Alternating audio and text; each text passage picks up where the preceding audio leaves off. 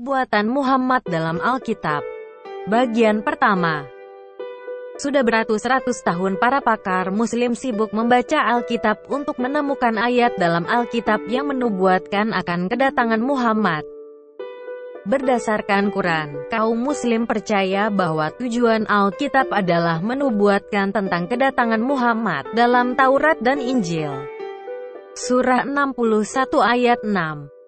Dan ingatlah ketika Isa ibnu Maryam berkata, "Hai Bani Israel, sesungguhnya aku adalah utusan Allah kepadamu, membenarkan kitab sebelumku, yaitu Taurat, dan memberi kabar gembira dengan datangnya seorang rasul yang akan datang sesudahku, yang namanya Ahmad, Muhammad." Maka tatkala rasul itu datang kepada mereka dengan membawa bukti-bukti yang nyata, mereka berkata, "Ini adalah sihir yang nyata." Surah 7 ayat 157, yaitu orang-orang yang mengikut rasul. Nabi yang ummi yang namanya mereka dapati tertulis di dalam Taurat dan Injil yang ada di sisi mereka, yang menyuruh mereka mengerjakan yang ma'ruf dan melarang mereka dari mengerjakan yang mungkar, dan menghalalkan bagi mereka segala yang baik dan mengharamkan bagi mereka segala yang buruk, dan membuang dari mereka beban-beban dan belenggu-belenggu yang ada pada mereka. Maka orang-orang yang beriman kepadanya, memuliakannya, menolongnya dan mengikuti cahaya yang terang yang diturunkan kepadanya Al-Quran, mereka itulah orang-orang yang beruntung. Dari sekian lama pencarian oleh para pakar Muslim, muncullah beberapa ayat Alkitab yang menurut mereka merupakan nubuatan akan kedatangan Muhammad. Adapun ayat-ayat tersebut adalah Ulangan 18 ayat 18, Ulangan 32 ayat 2, Kidung Agung 5 ayat 16, Yesaya 42 ayat 1, Yesaya 29 ayat 12, Yohanes 14 ayat 16, Yudas 1 ayat 14. Seperti biasanya kaum Muslim hanya mencomot dari sana dan sini ayat-ayat Alkitab tanpa melihat konteks ayat tersebut.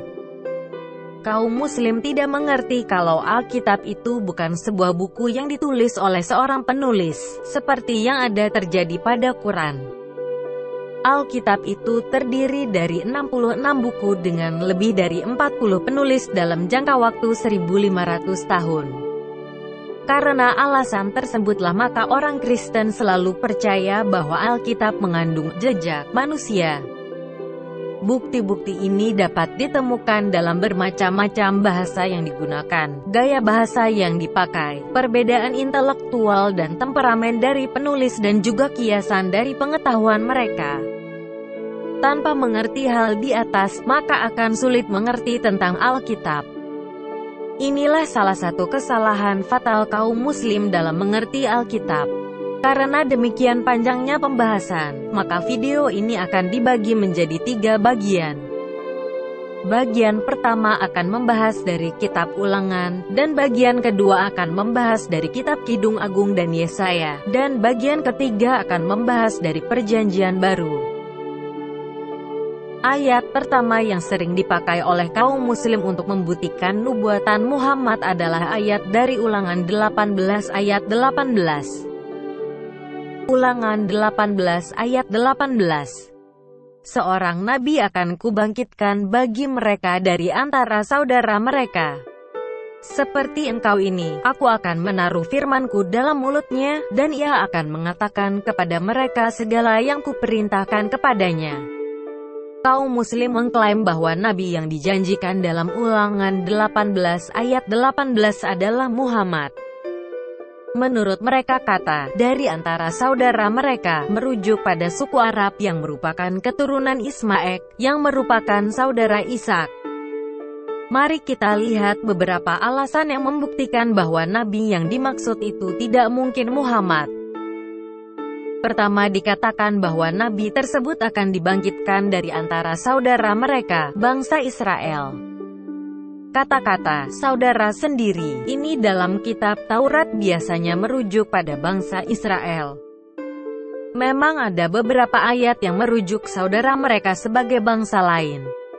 Dalam hal ini Bani Esau, Ulangan 2 ayat 4. Namun bila mana suatu ayat mengatakan saudara yang berasal dari bangsa asing, non-Israel, Yahudi, maka ayat itu akan menyebutkan bangsa TSB dengan spesifik.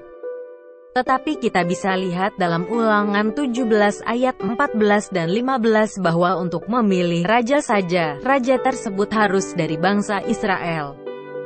Ulangan 17 ayat 14 dan 15. Apabila engkau telah masuk ke negeri yang diberikan kepadamu oleh Tuhan, Allahmu, dan telah mendudukinya dan diam di sana, kemudian engkau berkata, Aku mau mengangkat raja atasku, seperti segala bangsa yang di sekelilingku.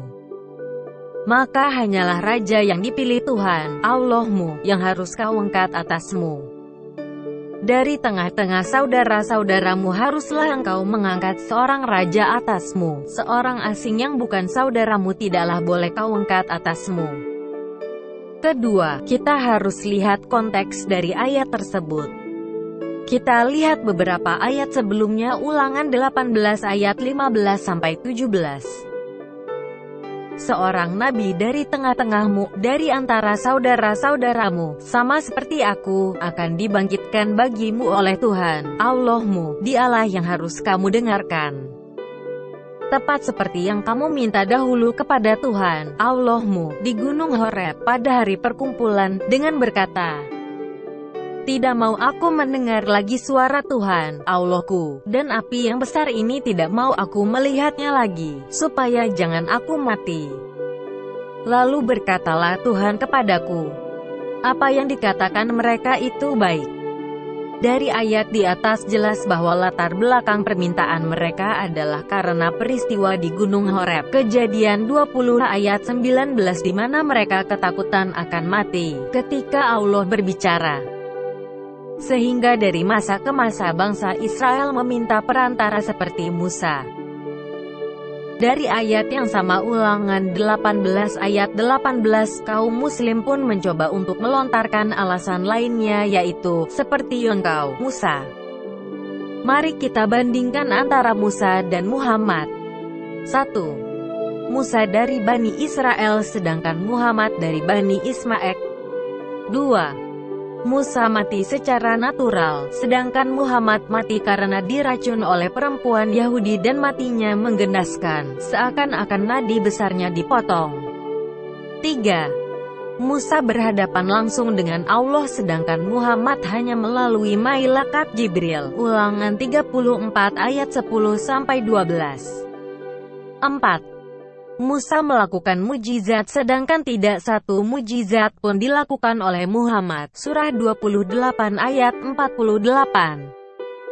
Surah 28 ayat 48. Maka tatkala datang kepada mereka kebenaran dari sisi kami, mereka berkata, Mengapakah tidak diberikan kepadanya, Muhammad, seperti yang telah diberikan kepada Musa dahulu? Dan bukankah mereka itu telah ingkar juga kepada apa yang telah diberikan kepada Musa dahulu? Mereka dahulu telah berkata, Musa dan Harun adalah dua ahli sihir yang bantu-membantu. Dan mereka juga berkata, sesungguhnya kami tidak mempercayai masing-masing mereka itu. Yang dimaksud dengan kebenaran di sini ialah Al-Quran. Jelaslah nabi yang dimaksud dalam Ulangan 18 ayat 18 bukanlah Muhammad. Namun para pakar Islam demi membuktikan surah 61 ayat 6, mereka tetap mencoba terus, salah satunya adalah dalam Ulangan 33 ayat 2. Ulangan 33 ayat 2. Berkatalah ya, Tuhan datang dari Sinai dan terbit kepada mereka dari Seir. Ia tampak bersinar dari pegunungan Paran dan datang dari tengah-tengah puluhan ribu orang yang kudus. Di sebelah kanannya tampak kepada mereka api yang menyala. Dalam ayat ini Islam mencoba menggunakan pegunungan Paran sebagai Mekah. Dalam Bilangan 12 ayat 16 dikatakan bahwa setelah disingkirkan oleh Abraham, Hagar dan Ismail berkemah di padang Paran dan menurut tradisi Islam, Ismail menetap di Mekah. Akan tetapi kalau kita meneliti lebih jauh Ulangan 33 ayat 2, ternyata yang datang itu Tuhan, bukan Nabi. Jadi apakah Islam mengklaim bahwa Muhammad itu Tuhan?